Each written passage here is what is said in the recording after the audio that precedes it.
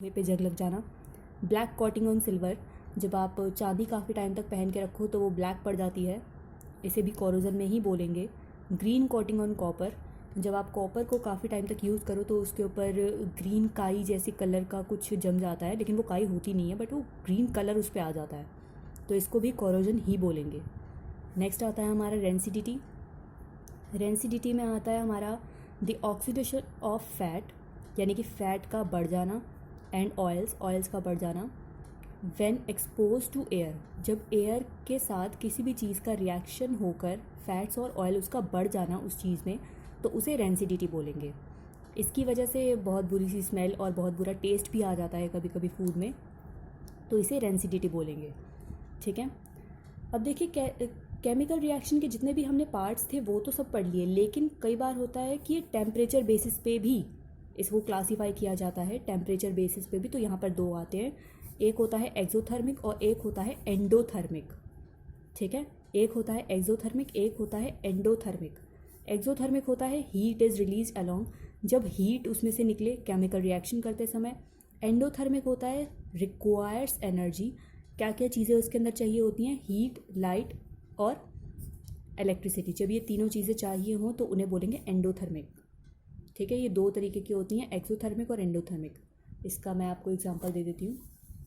देखिए example, burning of natural gas. जब natural gas को ऑक्सीजन के साथ रिएक्ट किया जाता है, नेचुरल गैस को ऑक्सीजन के साथ जब रिएक्ट किया जाता है तो इसके अंदर क्या क्या प्रोड्यूस होता है, CO2 carbon dioxide plus 2H2O, यानी कि ये 2H2O जो होता है, ये H2O तो वाटर होता है, लेकिन जब इसके आगे 2 लग जाए तो ये गैस में बदल जाता है। ये छोटी छोटी चीज़ें हैं याद रखने वाली, वरना ये गलत हो जाएगा। प्लस इसमें से क्या प्रोड्यूस होता है, हीट।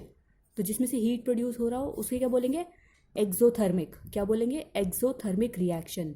फिर उसके बाद आता है हमारा एंडोथर्मिक। क्या होता है, एंडोथर्मिक में वो तीनों चीज़ें आएंगी जो हमने डिकम्पोजिशन रिएक्शन में पढ़ी थी। हमारी 3 चीज़ें थी ना डिकम्पोजिशन में, एक था थर्मल, फिर एक था हमारा थर्मल के बाद हमारा इलेक्ट्रिसिटी वाला था, और तीसरा हमारा लास्ट क्या था, फोटो वाला, जिसके अंदर हमारी सनलाइट की ज़रूरत थी। तो ये तीनों चीज़ें एंडोथर्मिक में आ जाती हैं। चलिए अब चैप्टर पूरा हो गया है, अब बारी है हमारी एक्स्ट्रा क्वेश्चंस की, तो अब हम वो देख लेते हैं एक बार।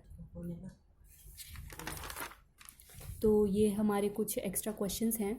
इसके अंदर हमारा फर्स्ट आ जाता है, what is the method of balancing chemical equations.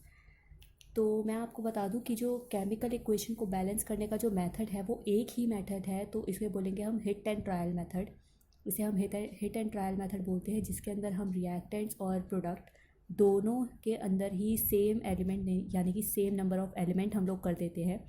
तो इसे आप अपनी अपनी लैंग्वेज में आराम से बनाकर लिख सकते हैं। बाकी इसके अंदर हिट एंड ट्रायल मेथड लगता है, यही लिखते हैं इसके अंदर।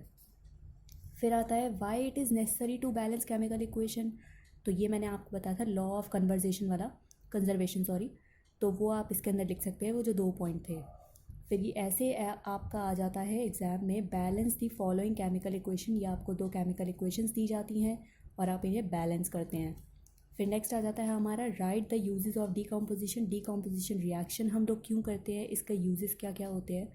तो इसके यूजेस वो होते हैं जब अगर हम किसी केमिकल रिएक्शन में इलेक्ट्रिसिटी वाला करते हैं, तो उसमें क्या होगा, इलेक्ट्रिसिटी जब पास होगी तो हमारे न्यू हमारे केमिकल चीज़ें बनती हैं, केमिकल सब्सटेंस बनते हैं, तो उन्हें हम बनाने के लिए डीकम्पोजिशन रिएक्शन करते हैं। उसे हम डीकम्पोजिशन रिएक्शन का हम यूज़ इसीलिए करते हैं। उसके बाद नेक्स्ट एंड लास्ट आ जाता है हमारा केमिकल रिएक्शन के कैरेक्टरिस्टिक्स। मैंने आपको 4 लिखवाए थे, change in colour, change in temperature, change in state. वो वाले 4 आप इसके अंदर लिख सकते हैं। और आप अगर थोड़ी सी अगर उसमें लाइनें लिखना चाहें, अब जैसे अगर ये ज़्यादा नंबर का आपका आ जाता है तो आप उसके अंदर एक आध लाइन्स भी लिख सकते हैं। तो ऐसा कोई प्रॉब्लम नहीं है, बहुत ईजी से क्वेश्चंस आते हैं, तो ये जल्दी हो जाते हैं। And thank you so much मेरी वीडियो पूरी देखने के लिए। Thank you so much.